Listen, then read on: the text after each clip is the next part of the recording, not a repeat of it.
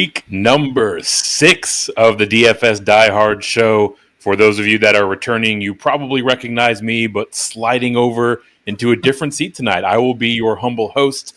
My name is Eric Romoff. Our normal host, Jamie Calandro, is out gallivanting around New England celebrating his wife's birthday. So happy birthday to Ms. Calandro. Jamie's out there having a good time and taking some much and well-deserved time off. So with me tonight is actually one of my good friends and partners in the fantasy world. He is the co-founder of Green Screens Media. He's also a NFL and college basketball analyst for drroto.com. You can find him on Twitter at MCHolland34. He's Mr. Mike Holland. Mike, welcome in. How you feeling about week 6? I'm feeling great, man. Last week was just okay. The week before was pretty good. So I'm hoping to get back on track. And it's an interesting slate. I mean, you look at it and I don't know. We're gonna have to make some choices here as we do every week. But this week in particular looks a little interesting with what the highest total being, 47.5. So 48.5. So we'll see where we go from here. Yeah, the totals on this slate in particular, I should set the table. We're looking at an 11 gamer because we've got a couple teams on bye. We've also got a third straight London game. So, not at an exorbitant amount of games to choose from out there. Like you mentioned, the highest total is Arizona and 48.5. A lot of the best defenses in the league happen to be facing off against each other here in this week. So it's kind of drawing down really the low end of these games. So I think a lot of these games that don't feature those teams are going to have some real potential to potentially shoot out. So liking how this week is setting up for tonight, we're actually going to switch back to a game by game breakdown. The way that we're going to structure this is starting with the games that we are most interested in. By and large, these are the games that have the highest totals overall. But if nothing else, these are games that we think there's some good scoring potential in. These are games that we have interest in stacking within. So we'll kick off right there. And as we jump into this first game, we remind everyone joining us on YouTube, definitely do your part. Hit those like and subscribe buttons. Let all of the DFS players in your life know that we are live. You can also come back and watch this on the replay over the course of tomorrow and into Sunday's lock. But our first game, the showcase game, is the Carolina and Miami tilt. This is a 1 p.m. Eastern game, carries a 47.5 point total. Miami is, rightfully so, a heavy favorite in this one. They're favored by 12.5 points. So, Mike, why don't you kick us off with the Miami side? How are you approaching the Dolphins in this week? Well, I'm a little upset because we're not going to talk about A-Chain, which I know is your favorite play every DFS slate. So we don't have to go there. But, we'll state the obvious. I mean, look, last week I firmly believed it took 2 to 3 Miami guys to, take down any tournament that you're playing in. And I feel the same this week. I mean, Mostert obviously in a smash spot, 6,400. I'm all about him. Tyreek Hill at 9,300. I don't care that he's the price king. It's interesting, right? I'm looking to pair, Mostert with Hill, but also I'm liking the pivot here to Waddle at 7,600. I feel like his price tag is a little more expensive than what people are willing to pay for, especially with the way that Hill's performed lately. So 7,600 for Waddle. I'm very interested in that, and then also I love the pieces that you don't expect, right? I like Braxton Berrios. Durham Smythe, I had him last week. Not so good, right? But at 2,900, I absolutely could smash that price point. And then obviously, too, at 7,600, I love for real. So, I mean, I'm all over this team. I feel like it's going to take 2 to 3 of these guys. I don't think we need to get cute here. I love the run back options, too, on the other side, honestly. So sticking here with the Miami side, right? Like there are a lot of guys that are projected to be fairly popular, right? Not quite Devon A-Chain levels of popularity. For Raheem Mostert's going to be one of the top, 2, 3, 4 running backs in terms of rostership. Right now, I'm seeing him settle in kind of the mid-teens, floating around 15%. I mean, at 6.4K, is that chalk that you're willing to eat, or are you maybe kind of prioritizing some of the non-running back options here for these Dolphins. No, I'm not going to get cute here. Sign me up for chalk plus another side of chalk for sure. Where are you at with these guys, man? I'm interested to hear your opinion as we talked last week about this Miami team. Yeah, I mean, look, the reason why we were going to debate Devon Achane is I'm never really going to be comfortable clicking the button on a guy that's 25% plus rostership who gets like 10 to 12 touches a game. Now that decision is taken out of our hands for the next 4 weeks. But with that being the case, we're looking at Jeff Wilson, who is listed as doubtful for this game. So really, it's going to be Raheem Mostert and a bit of Salvin Ahmed sprinkled in. Probably a 65-70% split in favor of Mostert. So if that's the case, I'm certainly comfortable rostering him at this projected ownership. I see him again about 14%. But also, I mean, this secondary for the Panthers is just absolutely laughable, right? Like, we've been attacking CJ Henderson all year. His catch rate has somehow continued to increase. He's got an 81% catch rate. It's one of the lowest PFF graded cornerbacks in the entire league. Jalen Waddle is going to see the majority of his snaps running in CJ Henderson's coverage, right? So if you're getting someone that's clearly very very explosive in Waddle, who's going to be about 55-60% as popular in terms of rostership, really like the price savings going down to Waddle, like his individual matchup, he's not going to be overlooked, right? Like, he's still looking at that kind of 5 to 8% range in terms of rostership, but I'll be overweight in my exposure to Waddle relative to the rest of these Dolphin options, but all of them are very much so in the player pool, and like you said, don't mind sprinkling in a couple of these kind of fringy guys, right? A Braxton Berrios, a Robbie Chosen Anderson, right? These are guys that can take one play against the secondary and do a lot with it. You mentioned earlier that you're pretty happy about these run back options, right? So why don't we shift gears over to the Carolina side? I'm assuming that one of those options was not Bryce Young, so we can kind of scratch that name off. Anyone else here that kind of catches your eye for these Panthers? Well, why not Bryce Young? Obviously, if you're gonna play someone like Mostert and Waddle, like for large field GPP, 5,100 Bryce Young, I don't mind it. I'm probably not going to go there.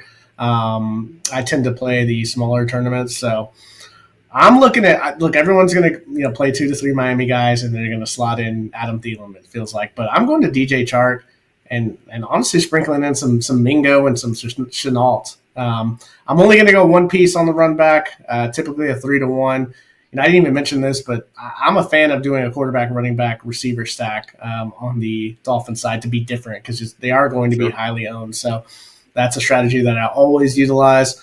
But for me, I really like DJ Chark. I just feel like everyone's going to go to Thielen in this run back option. What about you? Yeah, Thielen is going to be certainly the most popular Panther out there. I'm seeing him projected just south of 10%. But all of these guys, have a role to play. We should mention off the top, Miles Sanders has been ruled out, so we're going to be seeing a heavy dosage of Chuba Hubbard. Right now, his ownership projection hasn't caught up to that point, but I wouldn't be surprised at all to see him kind of jump into that mid-teens range of rostership when it settles in before lock. So he'll be a very popular option alongside Thielen. But like you mentioned, I kind of like speculating in these sort of secondary options, right? DJ Chark is fantastic. Jonathan Mingo, he obviously has the ability to break a big play and to do a lot with a limited role. The thing that's really interesting for me, Laviska Shenault, min price, 3K. He's a player that we've seen do some work with the ball in his hand as a rusher. There's actually whispers coming out of Carolina right now that he will have a role to play in this backfield now that Miles Sanders has been ruled out. So, he's a guy that we've all been waiting to pop in terms of his prowess as a wide receiver. But Mike, if he's going to get even incremental work as a ball carrier, does that put him in the player pool, or is that still a bit too cute?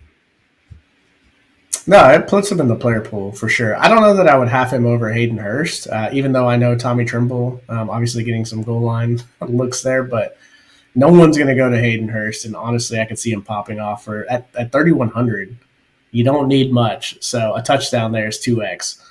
But I think my focus is honestly going to be on Chark, Mingo, and Hurst. And then if you're playing 20 to 30 lineups, which I typically do, I mean I'll sprinkle in. By sprinkle I mean maybe one, just to see if we can catch some fire there. But yeah, I mean look, they're not the Giants last week. The Giants were kicking field goals trying to cover the spread in the second half. So it feels like they're going to try to let it loose here in the second half as they're down by a couple of touchdowns.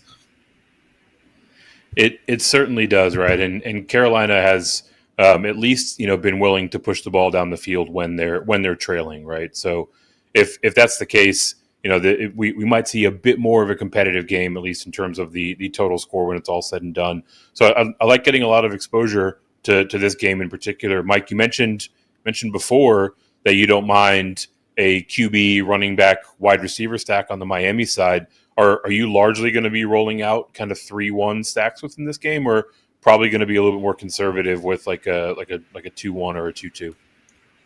I think a majority of my stacks will probably be 2-1, and then I'll be sprinkling in a couple of stacks here that are 3-1, and I'll mix in 1 or 2 stacks out of 30 lineups with with the 3-2 just to hey, who knows, maybe the Panthers come out swinging in the first quarter, and then all of a sudden everything's on the table for this game. So, yeah, I'm going to mix and match it. I think for cash games, too, you got to have at least a couple of Miami guys here. It doesn't make any sense not to, especially with the injuries here.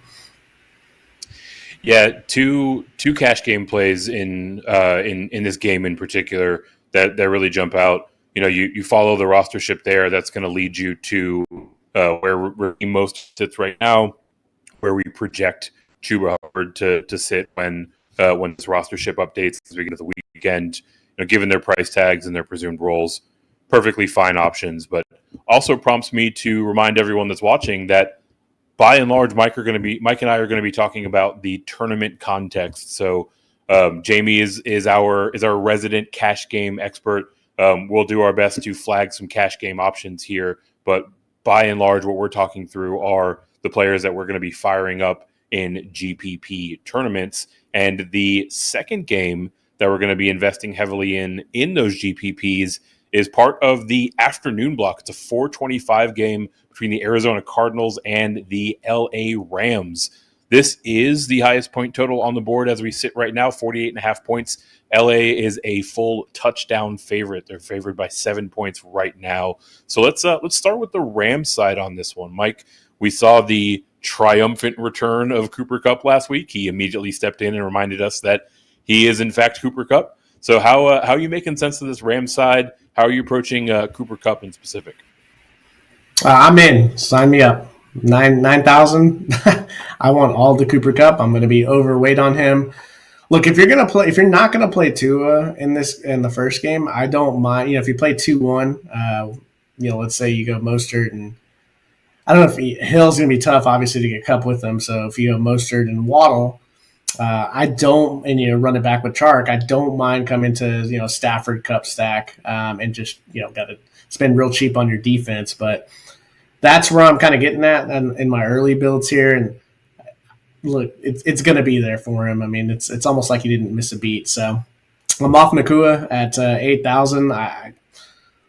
I know he's still going to have this role, right? And it's more of that Robert Woods role. But I just, at this price point, like the way that they're going to use Kupp, I just don't know. He's going to have to catch a touchdown. I feel like Kupp can get you there, with a monster stat line, 9 and 124, right? And still pretty good there, right? 23 to 25 fantasy points. So at 9K, you'll take that all day. So I have some interest in Higbee too at 4,000. I feel like he kind of goes overlooked in this situation. Obviously, the defense is going to be looking at Kupp and Puka. So Higbee for me at 4K is someone that stands out if you want to one off this this squad with somebody cheap. You need that tight end spot filled. Interesting. I haven't seen a whole lot of Higbee love out there. Look, we're talking about a 1 game sample so far with Kupp return. So in that 1 game, his volume has obviously took a pretty big hit with Kupp and that wide receiver core back at full strength. But again, that's 1 game, right? So if this is going to be a popular game and Higbee is going to come in around 2-3% rostered, definitely a very creative way to get into it. One of the names that I'm interested in that you didn't call out specifically is Tutu Atwell. He was always kind of a replacement level sort of guy, just someone that it never really seemed to click for. But to his credit, he's absolutely come into his own over the course of this offseason and into the first 5 weeks of the season, right? Like his involvement in the offense is still very much so strong. He's incredibly efficient by most standards, including that of his own career. And he's still running tons of routes. Last week alone, he ran a route on 95% of dropbacks, right? So there wasn't this precipitous drop off for Atwell or for Nakua as much as we were anticipating with a fully healthy Cup. So if Matt Stafford is going to support three guys and Tutu Atwell is going to be the least popular of those three, he's certainly someone that I'm going to have interest in. The other name the two names that we didn't talk about here. The first, the guy that is supplying them with all of these targets, Matt Stafford, he's sitting at 6.5K. He's going to be right around 10% rostered, right? QB rostership is typically pretty flat, so nothing too surprising there. What are your thoughts on Stafford? Do you think that he's in the pool? Do you think he's maybe lacking on the upside? Where do you settle in on Matt Stafford in Week 6? Yeah, for me, he's in the pool. Definitely going to be one of the 4 quarterbacks that I'll be using. I also look though. I don't know. I want to stack him with Cup. I don't know if I'm going to stack him with Nakua. Obviously, that's going to give you better leverage. But where I'm not going there, Kyron Williams getting a ton of work right at 6,500 doesn't. What's the ownership projection on him? I haven't seen the updated list here in a couple hours, but I feel like with him, he's just getting so much work, right? Like Ronnie Rivers is just kind of getting a couple of touches here and there. So for me, if you're playing a 1-1 and you don't want to play Stafford, right? Playing a Kyron Williams and a Higbee or a Kyron Williams and a Cup, depending on where your salary is at, just to kind of get in this game. If you feel like the Miami game may be going under and you only want to play one guy, that's kind of an interesting play for me. Yeah. As we sit right now, Kyron is projected right around 13%, but that is increasing, right? So I wouldn't be surprised at all if we see that creep into the mid or even the high teens. And his volume and his workload is such to where paying off 6.5K is pretty easy to project in Week 6. So don't mind that call at all. For me, I guess I'm a little bit more bullish on Stafford, right? He's already attempted 200 passes in this season. He only has 5 passing touchdowns. We saw him get his first multi-passing touchdown game last week. I expect there to be more of that to come if he's going to continue with this passing volume. So he's someone that I don't mind actually kind of overload stacking because of the scoring total in this game and because of how favorable Arizona has been to opposing quarterbacks this season, which brings us to that Arizona side. The first thing of note, we do have Marquise Hollywood Brown carrying a questionable designation. It sounds like he is largely expected to play. And obviously, this is going to be the first full game without James Conner on the roster. We saw Amari DiMercato come in and play fairly well last week as he subbed in for an injured Conner. So, Mike, looking at this Arizona side, you mentioned 1-1 earlier. Who's maybe the priority piece for the Cardinals at running back on your skinny stacks with the Rams? Ooh, I don't know if it's the running backs, my guy. Sure. The price tags are nice, but I don't know that I want to go there. If I'm coming back, I'm always looking for tight end savings. So Ertz at 3,600 is always interesting. Feels like he's never rostered. And then if Hollywood Brown's in, feels like in stacks he'll be a little bit as I got a little interested in, in Michael Wilson after he burned me last week, right? It feels like not a lot of people, as we get to lock, are going to want to, one catch last week. It's like, was he even playing in the game? So he's real interesting, especially if you go with a Stafford Cup stack. Yeah, he certainly is, and that price tag is nothing to sneeze at, right? We're looking at him in in that $3K range. So last week was the dud that should draw his rostership away. With Marquise Brown, obviously we'll have to keep a close eye on his availability. Like I mentioned before, the reporting is that he will be expected to play, but he kind of draws a pretty difficult matchup, right? These perimeter corners for the Rams thus far this year have been very stout, right? Like, you want to attack this Rams secondary through the slot and over the middle of the field. Marquise, Hollywood will move around enough to where he'll get some snaps in Kobe Durant's coverage. But I think the thing with him primarily is that price tag, right? Like, his role in this offense is wide enough to where he's going to be out there. He's got a good probability to pay off that price tag from a points per dollar standpoint. But for me, Amari DiMercato, he's going to be very popular. I don't know if I feel super comfortable firing up him running into this Rams front. Maybe if I'm overloading the Rams side and I need someone to run it back with, I'll rotate around him. But the priorities are really Zach Ertz first and foremost, right? Like, he's right in that perfect price tag, that kind of mid 3K range that I like to splash around in. And then there's a bunch of guys I don't feel great about, right? So this is the highest scoring game on the slate, but it's not one that I'm going out of my way to get exposure to on the Arizona side specifically.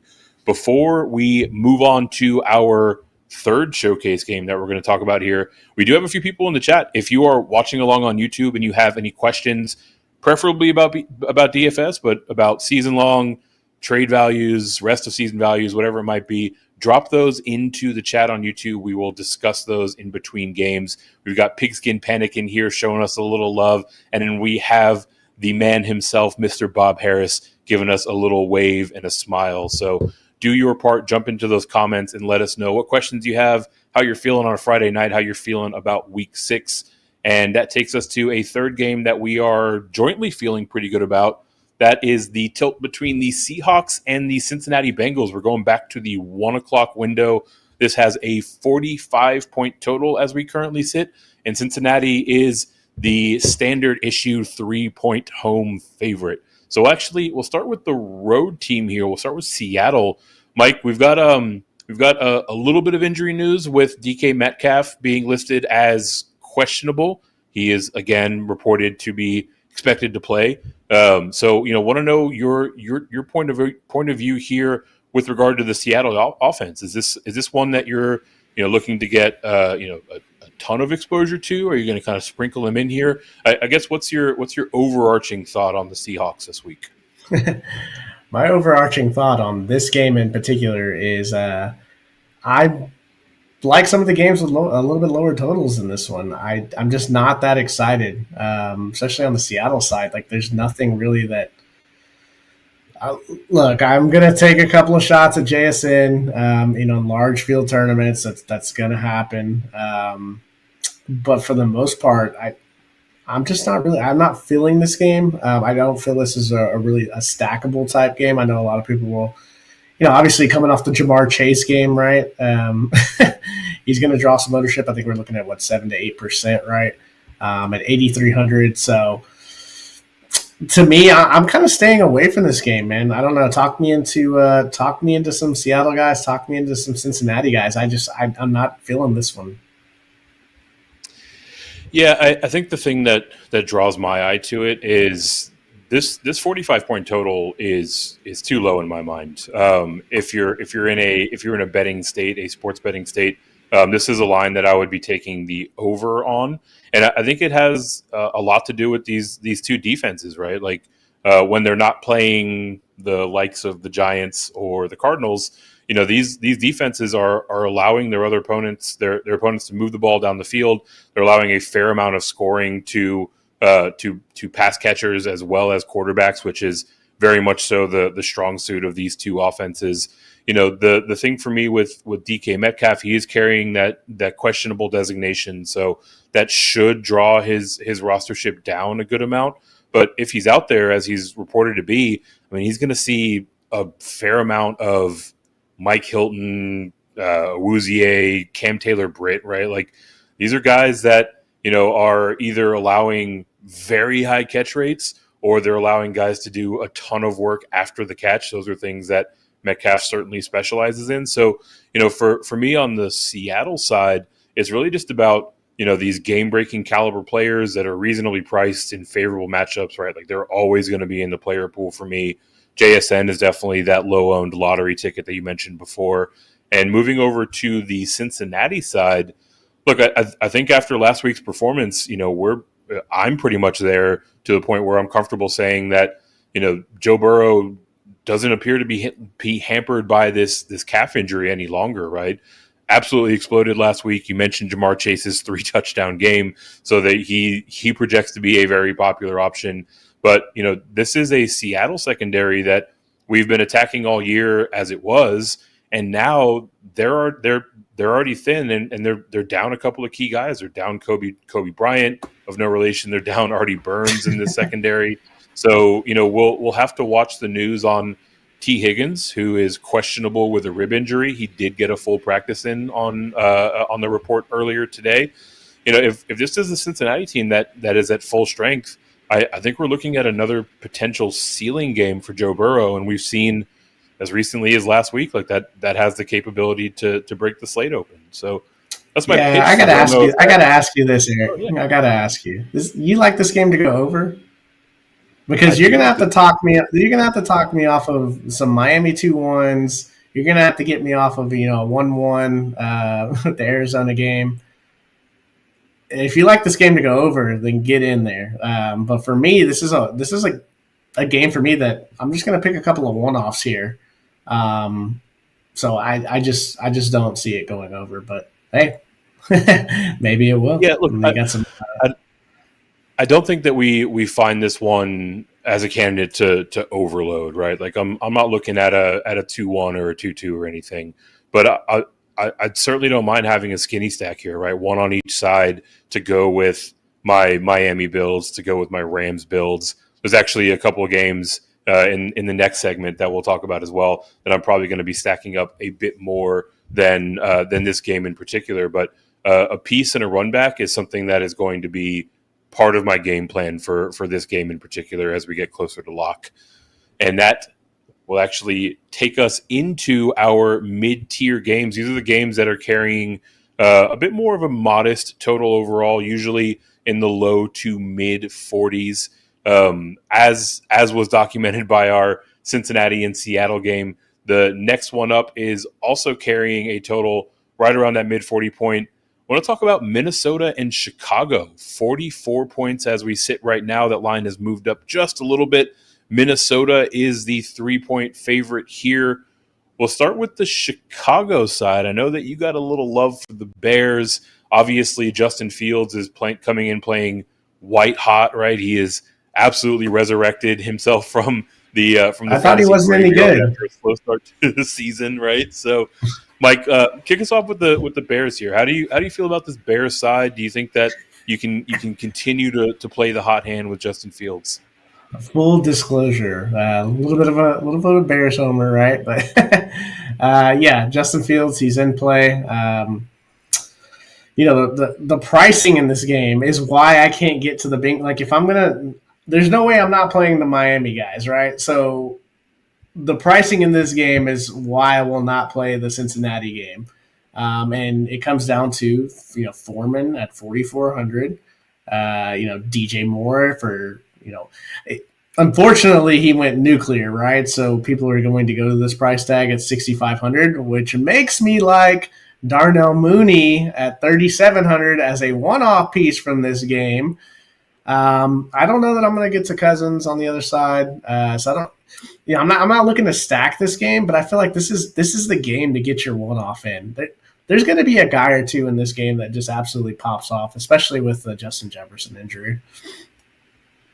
Ooh, it is fun talking some tournament here because I thought I was ready to try to qualify my statement that I'm the weirdo and I'm out here looking for these 1% outcome type plays.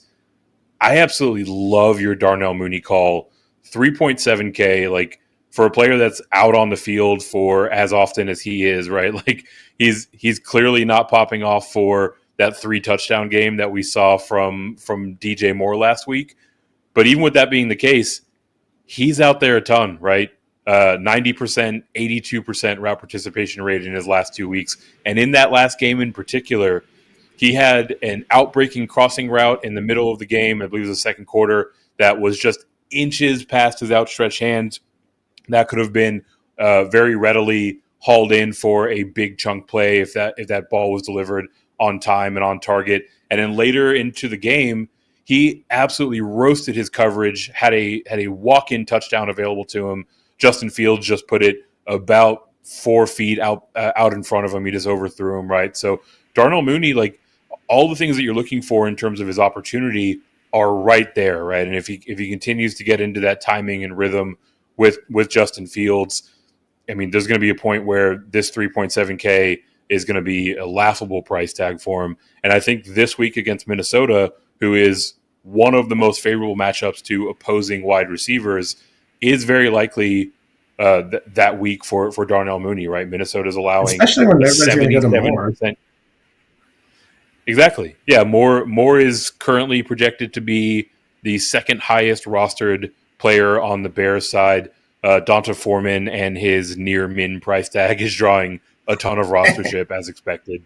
So yeah, I mean, you're getting a ton of leverage off of Moore, and you're getting a guy in Mooney that we've seen him perform well when he's the wide receiver 2 in this offense, right? So I don't mind getting weird at all and firing up Mooney, and obviously DJ Moore is a perfectly valid option on merit. He's just going to be very popular, so you're going to have to find other ways to get creative with the rest of your builds. Yeah, absolutely. I mean, there's some juice in this game, even though the total may not suggest it. So, especially for tournaments, man. Like 2 weeks ago, I was stacking Justin Fields. After that, the Eberflus non-field goal attempt against Denver. I don't want to get started on that, but I had a ton of Fields with Mooney as well as Cole Bett, and unfortunately had more, 60 to 40 or about 70 to 30 on Mooney. So it's going to happen here pretty soon. It's going to happen. So tournament setting in a large field is a perfect place to get it. It absolutely is. Justin Fields might actually be, at least where we sit tonight, might actually be my favorite quarterback play on the board. I see him at 4% rostership right now. I'm expecting that's going to go up, but if nothing, I mean, if he stays in this kind of near 5% range, I'll be way overexposed to him. Like I mentioned before, DJ Moore is a fine option and should be considered in merit. Cole Kmet, as Justin Fields goes, so goes Cole Kmet. So if we're laying out a game script where Fields is going off, you need to have Cole Kmet in the player pool along with him. And then Donta Foreman, I mentioned him a moment ago with Herbert out, with Roschon Johnson out. Donta Foreman is kind of that free square. Is he one that you're comfortable firing up? Is this chalk that you're looking to fade? What's your approach to Foreman specifically? You mean former Doak Walker, 2,000-yard rusher for the University of Texas, Deontay Foreman? Ooh. Yeah, I'm in on him for sure. I feel like a lot of people are gonna go here as a salary saver for the running back position. I actually like the running back on the other side because there's a guy that's getting a little more work and everyone's just not going to play him, it feels like. So, but yeah, I'll get me some Foreman love for sure. But for large field GPPs, like my guy is Darnell Mooney. Well, let's head over to the other side of this game. This is one that is not without its own bit of turmoil as all-world wide receiver Justin Jefferson heads to the IR, and because of that, we're looking at a lot of guys that are projected to draw some pretty heavy rostership, right? So you kind of tease some interest in the running back room on this side of the game. For as much as we want to talk up the friendly confines of the Vikings defense for their opponents, those Chicago Bears are right up there with them in terms of the yardage and the scoring that they're allowing this year. So Minnesota is in a fantastic spot in terms of their matchup Mike, how are you navigating the chalky waters for the Vikings? I can't do it, man. I can't do Jordan Addison. I just can't. Not at 5,700. This it feels dirty saying this. Like Alexander Madison at 5,600, I like better. KJ Osborne at 4,400, I like better. And TJ Hawkinson as a pay up at tight end. This is where I'm going. I'm not going to sit here and watch Jordan Addison collect 4 catches for 52 yards at 5,700 and watch Madison punch it in twice or watch Hawkinson, get 10 catches. I'm not going to do it. And this is my fate of the week with his ownership projection. If his ownership projection came in half of what it is right now, I would sprinkle him in. I'm just taking a hard stand, and I will pivot and gain leverage all over the field. Yeah, the thing to mention here, Jordan Addison at 5.7K, fine cash option, right? Like real good line of sight to paying off that price tag. But he is the highest projected roster player, not only in this game, but on the slate and by a wide margin. He's almost 10 points higher than the next highest guy up there, right? So, he's in one of those make or break spots where, you either eat that chalk and you try to find a way to get different, or as Mike has suggested, fading it and finding a different way to go. I guess the question that it poses, if you're saying Jordan Addison's going to catch 4 balls tomorrow, that's not leaving a whole lot of pass catching options out there for this offense overall, right? So are you also saying that we're going to see much more of a run focused game plan, or do you think that Christian Kirk will continue to move the ball through the air, just distribute it in a more even fashion? Well, if Christian Kirk's throwing the ball around, then we're in trouble. So Kirk Cousins at 7,100. I'm not going there. I know it's the Bears, but I like this as a one-off piece. I feel like there's a little juice left as long as KJ Osborne's not ducking when the ball comes to him in the end zone. We'll be okay. And it feels like Hawkinson's going to get a ton of work, man. Same with Madison. There's the Cam Akers situation. But they haven't been afraid to kind of jam it down our throats with Madison and his touches. So where are you at with this? This is the most interesting game on the slate. That might end up being 13-10, but to me, it is the most interesting game on the slate from a DFS perspective. Yeah, I want to go way overloaded on this game. This is one where this is the perfect matchup, right? Like I talked off the top, in many of the games this week, it's featuring 2 of the league's best defenses facing off. Well, here in this game, we have 2 of the league's worst defenses facing off, right? And this is a game that opened with a much higher total.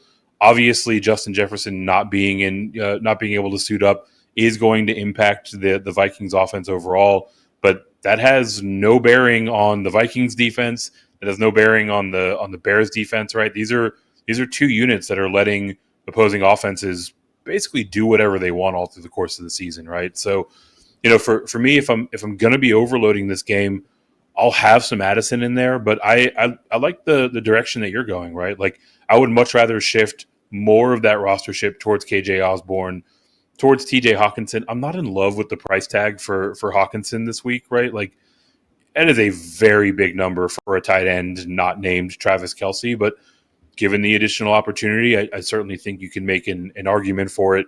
That price tag does look to be drawing down his projected ownership, so something to keep in mind, right? You're getting into this potent environment with some high leverage pieces.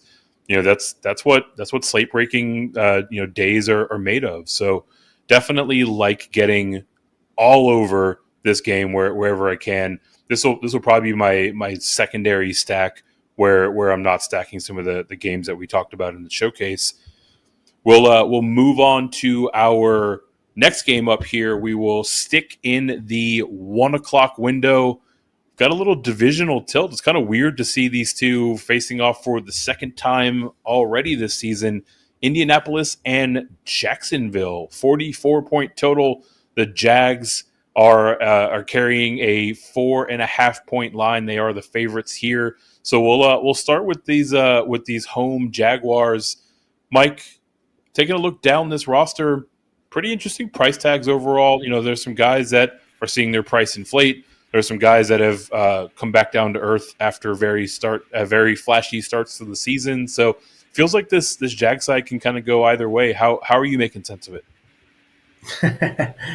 As the last game was the most interesting, I am not a fan of this game right here that we're talking about. So a little interest, unfortunately, in the largest of fields, like a milli maker with our boy Gardner Minshew. But on the Jacksonville side, I'm not in love with outside of 7,100 Travis Etienne. Like that's pretty pricey for me, especially with all the running back options and the fact that I want to get to Hill, Waddle, the fact that I love Cup, the fact that Chase on some pivots, right? Like, so I don't know that I'm going to have 7,100 when you have Chuba Hubbard and Deontay Foreman and some of these other guys that we talking DeMarcado.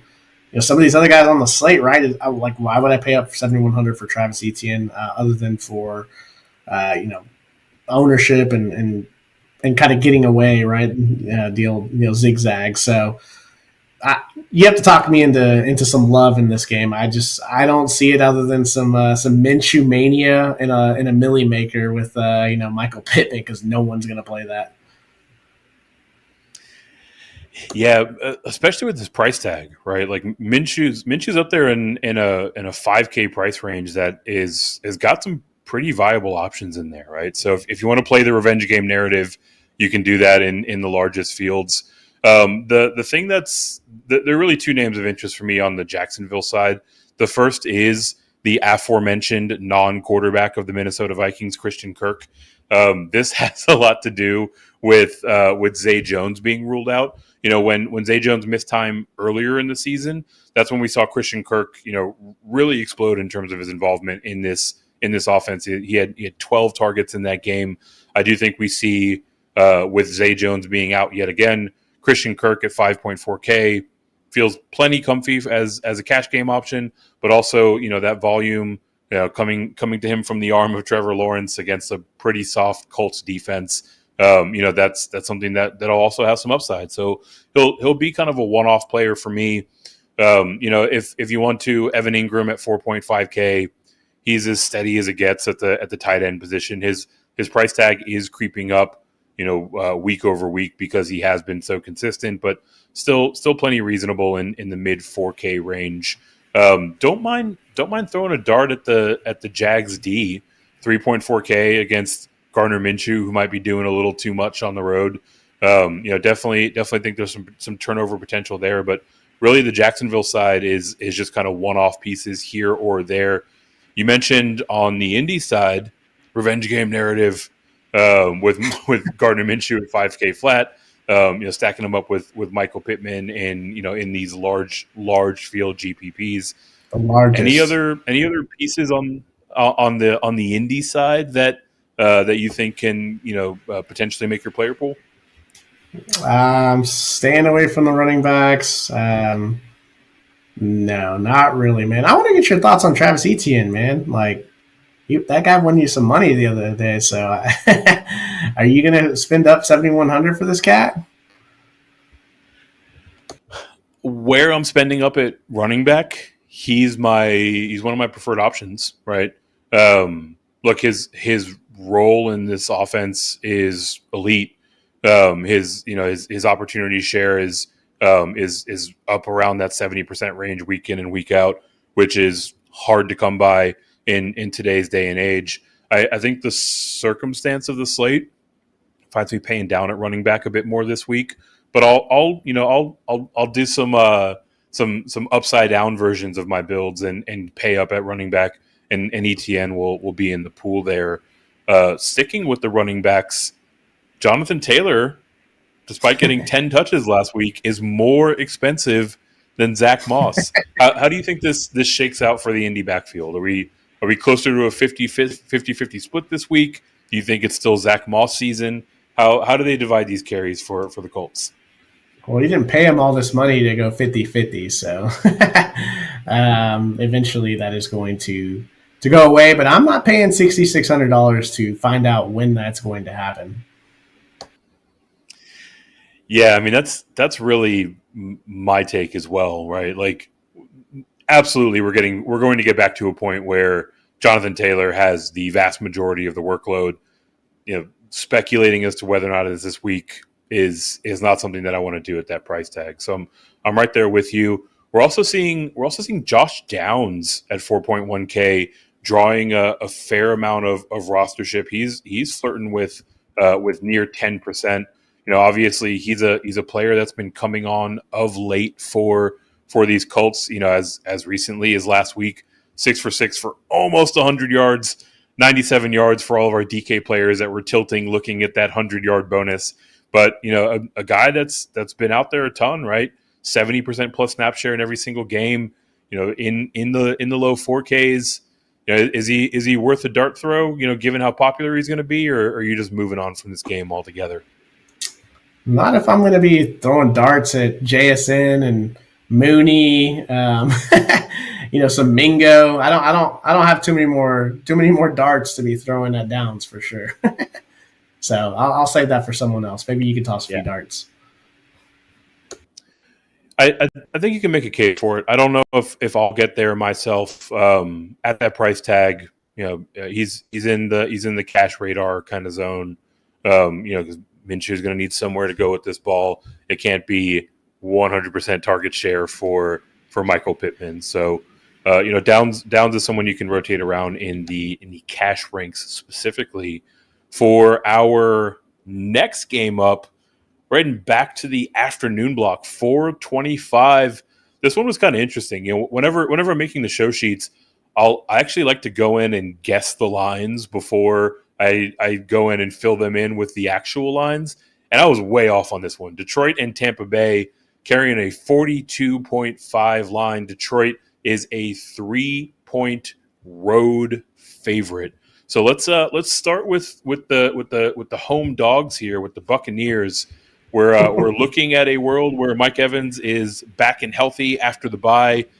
This team presumably will be coming in fresh off of that early season bye. So anything catching your eye on the Bucs side? I mean, Mike Evans is always interesting to me, and that's because he's never owned, especially with Baker as his quarterback. And a couple of 3 weeks ago, he helped me win a winner take all, being that guy that can just dominate the game. So I have a little bit of interest in Evans, especially for winner take alls or larger fields. But outside of that, man, this is another one of those games where him and St. Brown, just where maybe I'm getting a little cute with not playing as many Miami guys, or where I've spent down at tight end and running back, and I want to get into a game where it's not going to be a lot of ownership, right? So outside of that, man, Laporta for me on Detroit side, yuck. There's nothing really on the Tampa Bay side that gets me excited. Talk me into some of these guys at 42.5 that you want to be involved with. It's a pretty short list, right? From a matchup standpoint, I don't like Godwin's price tag at 6.9K, but he's got the better matchup in terms of his cover corner, right? He's going to see the most of Will Harris, which is easily the most favorable matchup in this secondary. Will Harris is allowed an 89% catch rate, which isn't uncommon for slot corners, but he's allowing 2 yards per route covered. So usually you see these slot corners give up a lot of catches and have, a fairly modest yardage total. Will Harris is just hemorrhaging yardage, right? So, Godwin is in a good spot overall, but 6.9K with Mike Evans back, it's too much, right? I'm not going to spend up there when I can get into these games that are more appealing. Rachaad White, given his role at 5.5K, you can make a case for it. But by and large, I'm not going out of my way to get into this Tampa Bay side.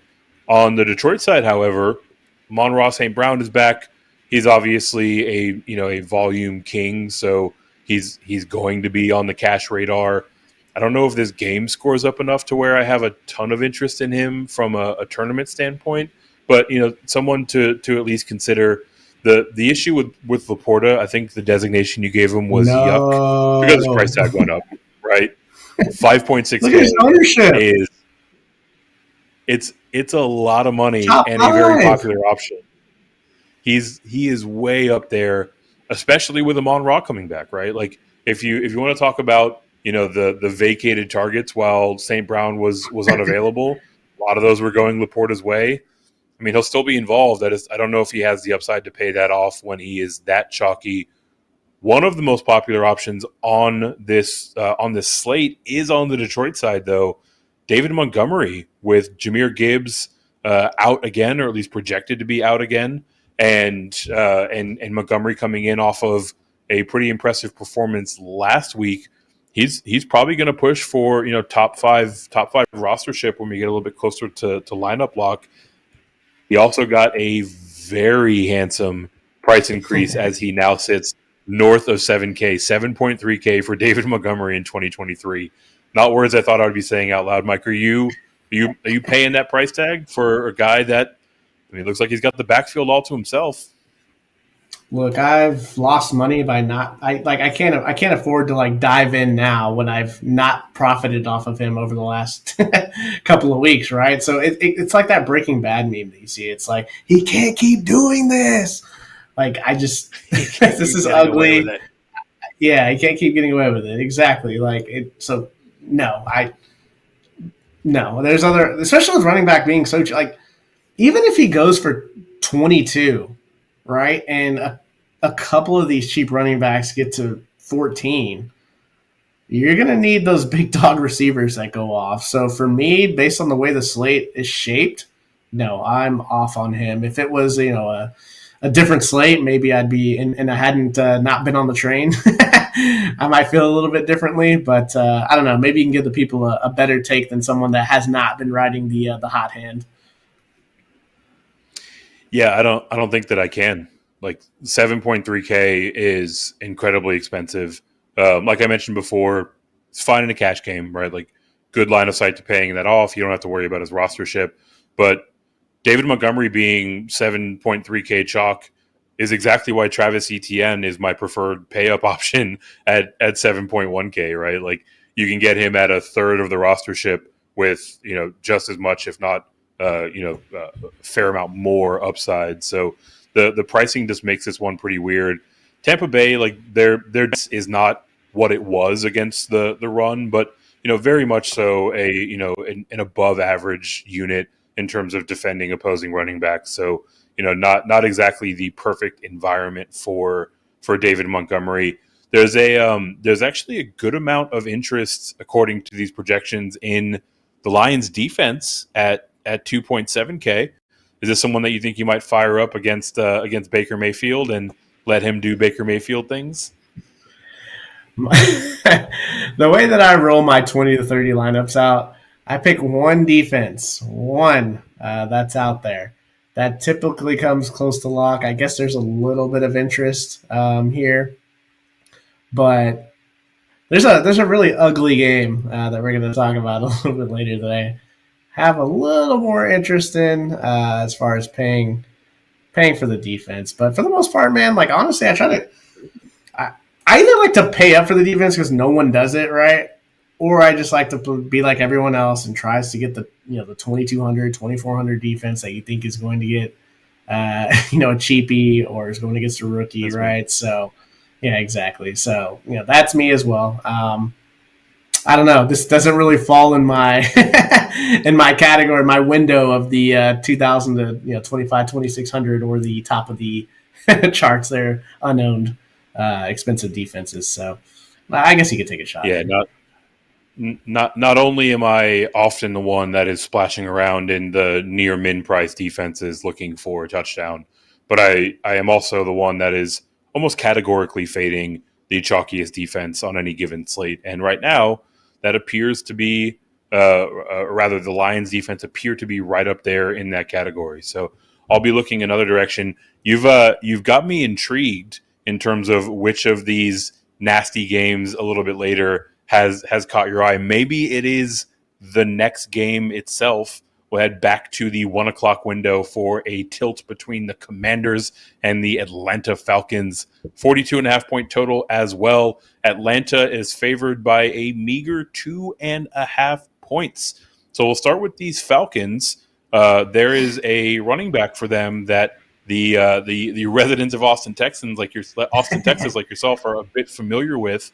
Bijan Robinson, 7.2K. A lot of the season so far, you've been telling me that you're not quite comfortable with that price tag. Is this the tipping point where you're willing to pay up to Bijan Robinson? The wrong slate, man. Like the wrong slate for me. I'm going to be diving down. I'm going to be playing a lot of Mostert and Williams in those higher total games. I don't mind it. I would play him over Etienne.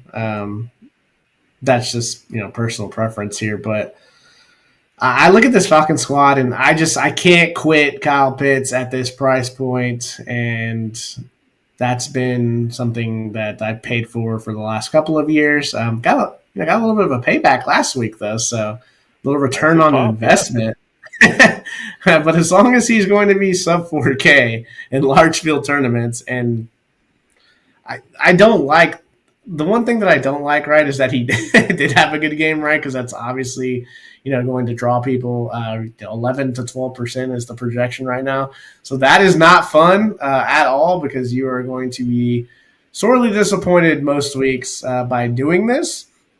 But the price point just gets you to so many options in those other games we talked about where you want to pay up at receiver. Yeah, Kyle Pitts currently projected as the most popular Falcon, like you mentioned, right around 12%. I was actually surprised given his performance last week. The much maligned Kyle Pitts owner finally got that payoff, nearly 16 points on DK, and his price tag only went up $200. I thought we were going to see him push much closer to that 4K range. So, points per dollar, certainly a fine play in his own right is Kyle Pitts. I want to kind of splash around a little bit more here on this Atlanta side. Desmond Ridder is not in the player pool. Do not play Desmond Ridder. But to his credit, apart from week number 1, Desmond Ridder has attempted more than 30 passes in every game this season. This is not the Atlanta offense that we were promised. There was a point where I was questioning aloud if Desmond Ridder was going to attempt 300 passes this year. Now he's clearly listened to my positing on Twitter and is throwing the ball more because of my feedback specifically. But if he's going to be throwing the ball at that clip, it puts Kyle Pitts on the radar, and Drake London at 4.8K. Like still holding all of the efficiency metrics that we liked from his rookie campaign. His role in the offense is tremendous, and he's got the nuts in terms of the best possible cornerback matchup this week. DJ Moore, when he was out there toasting this Commanders team on Thursday Night Football last week, that's the exact same matchup that Drake London has here in week number 6. He's going to see the vast majority, about 55 or 60% of his routes are either going to be run in Kendall Fuller's coverage or the youngster, the first round rookie, Emmanuel Forbes coverage.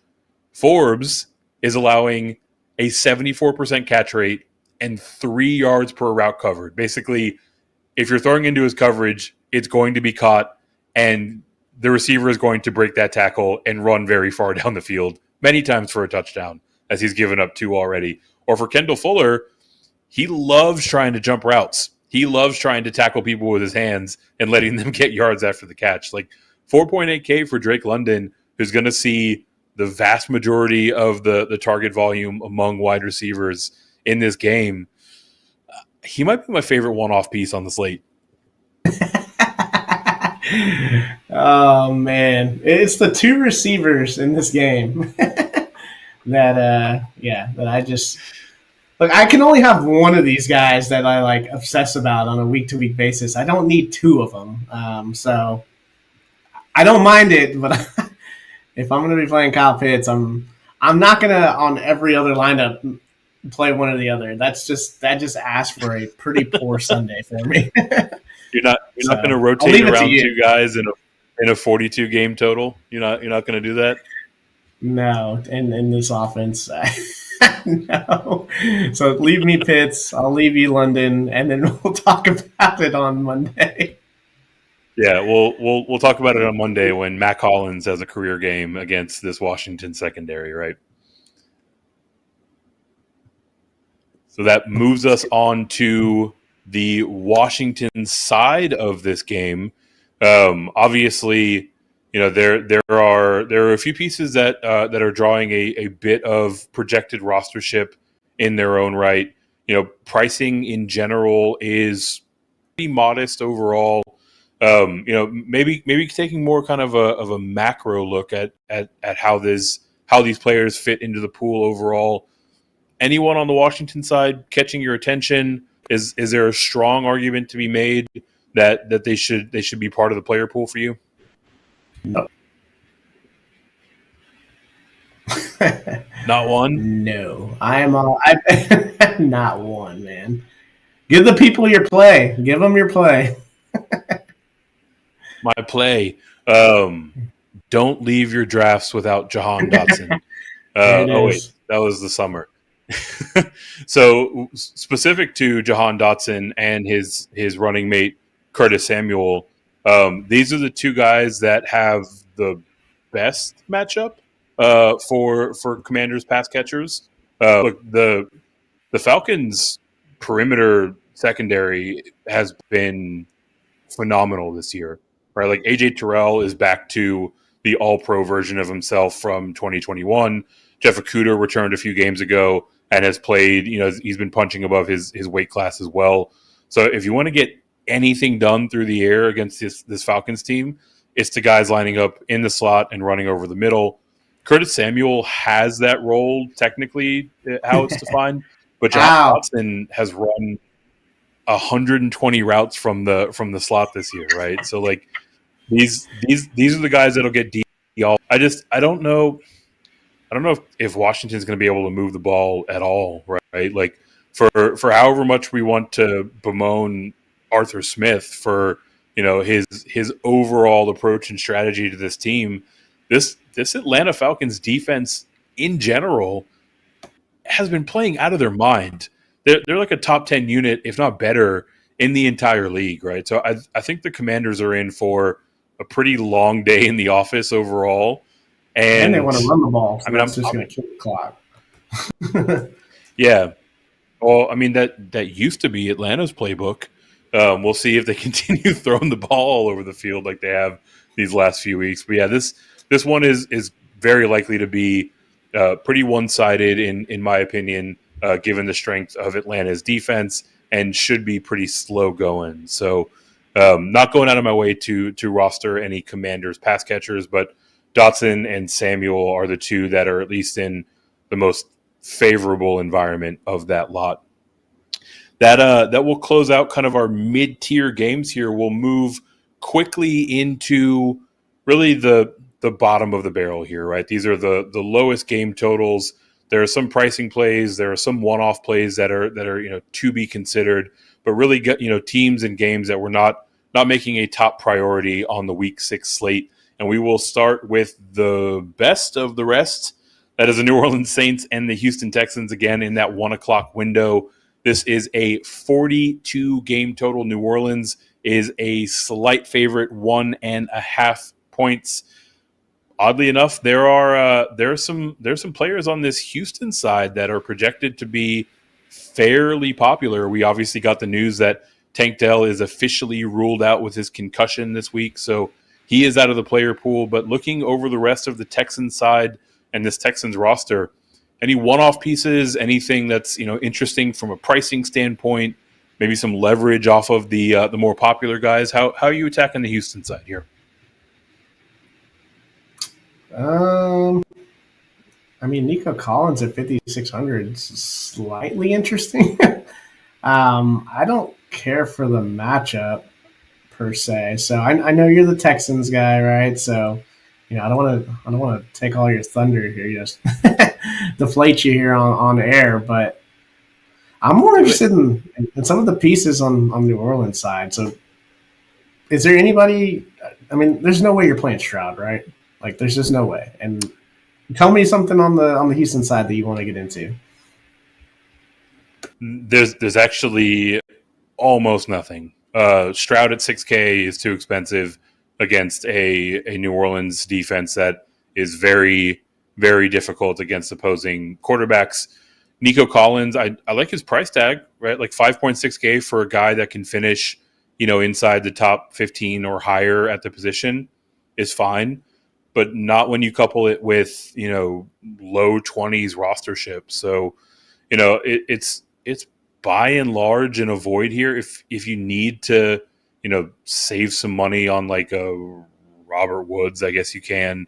The Texans defense is no slouch, so them at sub 3K is fine, but really not going out of my way to roster any Texan side. So you mentioned it a moment ago that there's maybe some New Orleans pieces that are catching your attention. Why don't we jump into that part? Kamara at 6,800 is a bit of a head scratcher. Now, I know I've been talking all night about paying down, right? Where I'm not paying down at running back and putting Mostert. I will be getting into Kamara, and I just really like the price point. Love the usage. Olave, really, Michael Thomas. Honestly, is his price tag is certainly interesting. Feels like the role is, it's there for him to, catch a touchdown, maybe 6 balls. So at 4,900, he is someone that I'm probably a little more bullish on than I should be. But Kamara, I'm going to try to figure out how to get him into my lineups. I just feel like he's got so much of a role here. He really does, and as Derek Carr has been working his way back from that shoulder rotator cuff injury, he sure seems plenty satisfied to just check the ball down to Alvin Kamara. The Texans' defense is not as historically bad against the run as it has been in recent years, but they're still a very favorable matchup. Number 8 in fantasy points allowed to running backs this year. They are number 6, in yards per reception to opposing running backs. That obviously sets up pretty well for Kamara. And Kamara himself, he's projected to come in about 5 or 6% rostered. So crazy. Definitely an interesting piece to get in there. Any thoughts to either of the defenses in this game, since you're looking more kind of either fading or the running back side? I do have some interest. Look, I know CJ Stroud has been excellent, and I've been saying this for the past year. I've told you multiple times. I don't know why he wasn't the first pick of the draft. It did not make any sense until the last month or so. And yeah, I mean, just a great player. But at some point, right, he's going to have some regression here. So I do not mind taking a few shots on the Saints defense. I that's another piece that I'm looking at and stacking with Kamara. I mean, look, historically speaking, the odds are in your favor, right? A lot of times when I'm bargain shopping for these, bottom 2 or 3 defenses, the answer historically is which one of them is facing a rookie quarterback, right? So while Stroud might actually continue to push for this rookie record of attempts without an interception, I mean, eventually that bell is going to toll, and he will throw an interception. Breaking news: CJ Stroud will throw an interception in his career. So getting into the Saints side on the defense on the cheap is certainly not something that I'd be opposed to. Moving further down the list in terms of projected point totals, our next game up, we've got the revenge game narrative redux. The New England Patriots heading to Las Vegas to face off against the Fightin' McDaniels. 41.5 point total. Las Vegas is favored by 3 points here. The standard issue 3-point home favorite. So, Mike, let's move down here. We'll start with the home team here, Las Vegas. They've, despite kind of generally poor offensive outings, it seems like every game they have a guy or two that reaches up and pays off his total. So anyone catching your eye on the Las Vegas side against a New England defense that has certainly seen better days?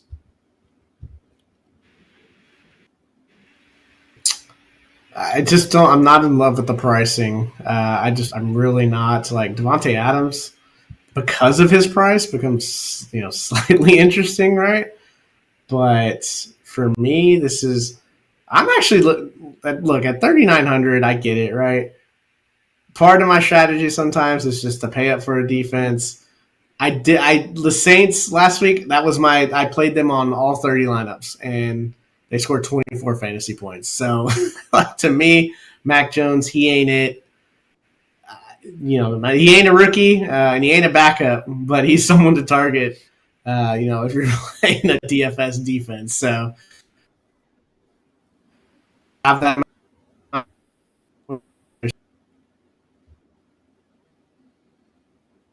Yeah, I don't know if I can co-sign on Mac Jones not being a backup. At least his play through the first couple of weeks in would suggest that's at least part of the conversation, right? But the player that you called out by name, Devontae Adams, this price tag is appealing, right? Like he still has the upside to reach back and lead his position at scoring in any given week.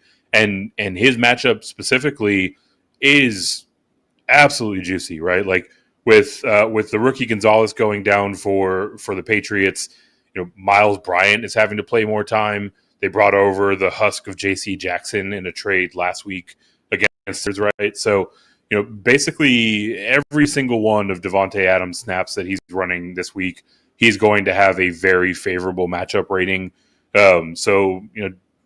Don't mind it in a vacuum. There's probably other places that I'm going to spend up at the position, but he's in line for a solid game. Given that we started this game itself by dunking all over the poor play of Mac Jones, any interest on the New England side of this one, or is it just a full out avoid? This is a full out avoid for me. Are you in the same boat, or you got to play for the people to get them there in the Millie Maker? Yeah, the Millie Maker play itself is, I guess, Kendrick Bourne. He runs a ton of routes for them, and he's cheap. He's 4.2K. I don't know if I can bring myself to click that button, but a guy that's 1 or 2% rostered. While I'm giving no love to the Patriots secondary, it's not like the Raiders secondary is anything to be concerned with either, right? So, if you want to get weird in a guy that is going to be cheap, he's going to be overlooked. Kendrick Bourne is probably that guy, but I'm not really looking to get into this game or this side of the game whatsoever. Ramondre Stevenson at 5.4K, like I'm not doing it this week, but like there's going to be a point this season where we laugh at that price tag, right? Yeah, absolutely. I mean, maybe if he gets to 4-5, I will have happy fingers there and click the button. But this is just a terrible offense, and this Patriots team is not the Tom Brady teams, so I am not afraid to attack them. I love the Adams call. I love the defensive pay up. I don't mind Jacobs at all either. Like he just gets so much work, right? And he's like the guys that we talked about around him at that price tag and all the cheap running backs. I would not be shocked if we saw Josh Jacobs at like 24 fantasy points. Like that would not surprise me. I mean, you get that kind of volume, and it can certainly pay off. And if you're going to pay up for the defense, pairing it with the workhorse running back is not a bad idea either. And speaking of bad ideas, we'll continue on to our second to last game here. Philadelphia and the New York Jets, a outstanding 41-point total. Philadelphia is a heavy favorite here, 6.5 points. We're looking at two teams that have, again, very stout defenses in their own regard. Quite a different picture on the offensive side. So we'll start off with Philadelphia here, because that is at least where more of the conversation will lie. Any interest in the Philly pieces? Any one-offs that you're looking for with the Birds? Devontae Smith. I don't mind going there at 7K because he's not going to be owned. So that's really the only. I mean, like Goddard's getting some ownership at 4,800, especially coming off the big week. So yeah, just this total is disgusting. So and Smith is a 1 out of 30 shot in the dark here because we know he has potential to put up 25 fantasy points on any 30 really on any given week with his speed.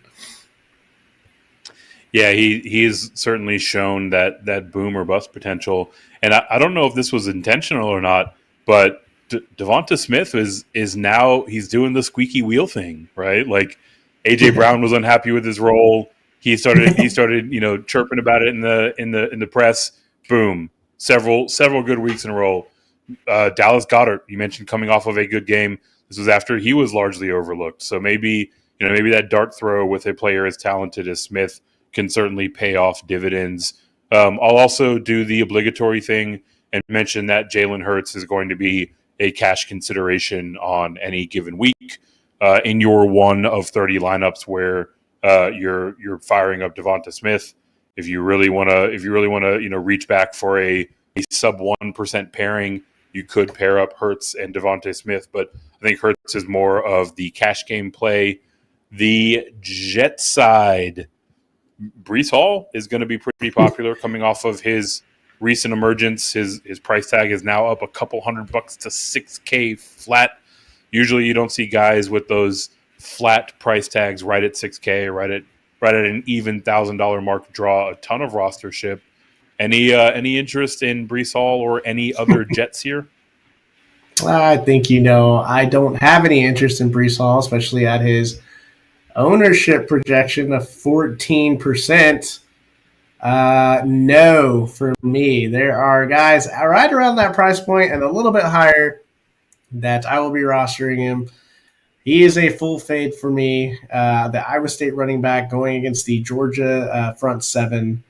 I like the Georgia front seven in this scenario, man. So, hey, look, we're getting late, right? So all my really good hot takes, right, are appearing here towards the end. And I feel like the last game's going to have a doozy. So, yeah, I started off hot, man, and now we're waning here at the end. Well, let's jump right into that aforementioned doozy. The last game we'll talk about here on this 11-game slate: San Francisco and Cleveland. These are two of the best defenses in the entire league. Because of that, this game is carrying a 36-point total. It's also going to be played in what is projected to be inclement weather in Cleveland, and with P.J. Walker under center for the Browns. So because of this, San Francisco is a heavy favorite, 9.5-point favorite on the road. Mike, I won't bury the lead any longer. Sounded like you had something queued up for this game. What was catching your eye? I'm ready. P.J. Walker. No, I'm just kidding. Do not do that. They're in the top 10 of ownership, so I guess it's not too much. The Browns' defense to me, like the Niners have been so hot coming off of last week's game. I'm not a Brock Purdy fan. This game looks ugly. The only thing that can really stop San Francisco's skill players is the weather. Total, I don't know why we wouldn't at least take a few shots here and with the rest of the build. So, yeah, it's either that or just pay up for the Niners, take your 16 fantasy points. But one of these two defenses are going to score big.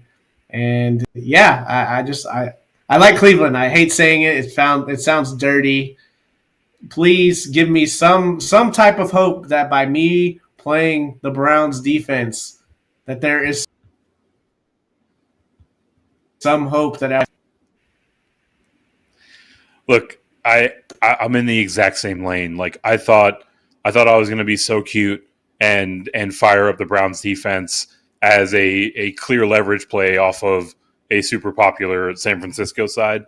I think San Fran is priced up to the point they're 4K flat, which is just absurd for a defense in today's day and age, where you're not going to find as many people clicking the button. But given a 36-point game total, given two league average or worse quarterbacks on each side of the ball, I think both these defenses are in play, and I'll absolutely have more Browns defense than I will 49ers, right? Like Jim Schwartz came in, and like this defense has been talented for a few years, and he's got it clicking on all cylinders, right? Like they're getting a ton of pressure. They're not allowing any yards after the catch. Like I wouldn't be surprised at all if this game goes under by a good margin in a stormy Brown stadium, right? So don't mind the Cleveland Browns defense call there at all. And given the overall environment, not looking to roster really any skill position players from a DFS standpoint. What about McCaffrey? I'm assuming that. Oh, you're gonna go with McCaffrey here? No, I'm asking you. I'm playing the Browns defense on too many lineups to play McCaffrey. Yeah, I'm not going there, right? Like there has to be a point where San Francisco realizes they need to manage this guy's workload, right? Like he's on pace for over 400 touches this year. He's obviously, the backbone of this offense. Obviously, he's fantastic with the ball in his hands. 9.5K in a game that might combine for 20 points. Where San Francisco should presumably have a pretty comfortable lead for a good chunk of the game. There are too many things that are working against them to pay up that much for me. They will not have a comfortable lead. This will be a field goal game, whether you like it or not. That's fair. I may or may not like that. But what I do like is that wraps up our Week 6 coverage of this 11-game slate. So we went through all 11 of these games, all 22 teams. Again, rank them in priority from where we'll have the most exposure to the least exposure. So I'm feeling pretty good about how we've broken down this slate about the game plan heading in. Mike, do you have any closing thoughts for the people in terms of your kind of overall strategy for how you're attacking this one before we get out? Yeah, play Miami. Do not fade. You need to have at least 2 of them on your roster, on every single roster that you build. Do not get too cute. That's my strategy that I am passing along to the people. Expose yourself to the best offense in the game are wise words indeed. Those words came from the mouth of Mike Holland. You can check him out on Twitter, on X at MCHolland34. Like I mentioned off the top, I am your host, Eric Romoff. You can find me on Twitter at FantasyNav. And shout out to our normal or our typical host, Jamie Calandro, out there celebrating a very special birthday for his wife. You can find him at JAC3600 on Twitter. Make sure you are subscribed here to the Football Diehards YouTube channel so you're not missing anything that we're putting out there.